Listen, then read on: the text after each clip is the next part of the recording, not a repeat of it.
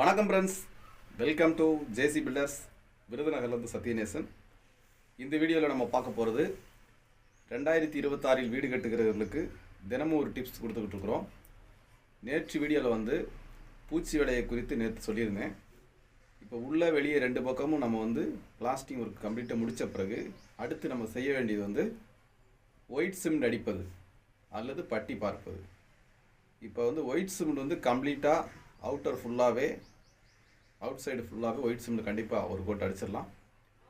உள்ளே white cement அடிப்பதும் பட்டி பார்ப்பதும் அது உங்களுடைய சாய்ஸ். ஏன் அப்படின்னா செலவுகள் கணக்கு பார்க்கும்போது டபுள் ஆகும். இப்போ ஒயிட் சிமெண்ட் அடிச்சிட்டிங்கன்னா அது ஒரு 10,000 ரூபாயில் முடியுது அப்படின்னா, அதே பட்டி பார்த்தீங்கன்னா 20,000 ரூபா ஆகும் செலவு. இது நான் இதைத்தான் அடிங்கன்னு நான் சொல்ல முடியாது. அது உங்களுடைய பட்ஜெட்டை பொறுத்து. உங்கள் கையில் நீங்கள் செலவு பண்ணுறதுக்கு ரெடியாக இருக்கீங்க அப்படின்னா உள்ளே பட்டி பாருங்கள், வெளியே ஒயிட் சிமெண்ட் அடிங்க. இல்லை பட்ஜெட் ப்ராப்ளமாக இருக்குது அப்படின்னா இப்போதைக்கு ஒயிட் சிமெண்ட்டை உள்ளே வெளியே கம்ப்ளீட் பண்ணிடுங்க. அடுத்து நீங்கள் கொஞ்சம் நாள் கழித்து கூட நீங்கள் பட்டி பார்த்துக்கலாம். ஆனால் உடனே பட்டி பார்ப்பது நல்லது. அடுத்து ஃபியூச்சரில் நீங்கள் கூட கொஞ்சம் நாள் கழித்து கூட நீங்கள் ப்ரைமர் அடித்து கலர் அடிச்சுக்கலாம். அது உங்களுடைய பட்ஜெட்டை பொறுத்து அது நீங்கள் முடிவு பண்ணிக்கோங்க. நான் ஒயிட் சிமெண்ட் உள்ளே வெளியே அடிங்க, அது கண்டிப்பாக அடிக்க வேண்டியது. இல்லை நான் பட்டி பார்க்க போகிறேன்னா வெளியே ஃபுல்லாக ஒயிட் சிமெண்ட் அடிச்சுட்டு உள்ளே பட்டி பாருங்கள்.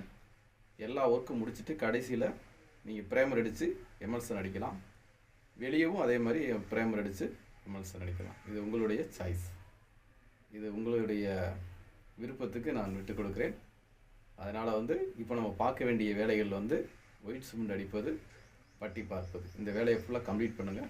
அடுத்து என்ன ஒர்க் பண்ணணுங்கிறத நாளைக்கு வீடியோவில் சொல்கிறேன். நம்ம தொடர்ச்சியாக பார்த்து கொண்டு இருக்கிறோம். இன்னும் ஒரு சில குறிப்பிட்ட நாட்களில் நம்ம கம்ப்ளீட் பண்ணிடுவோம்.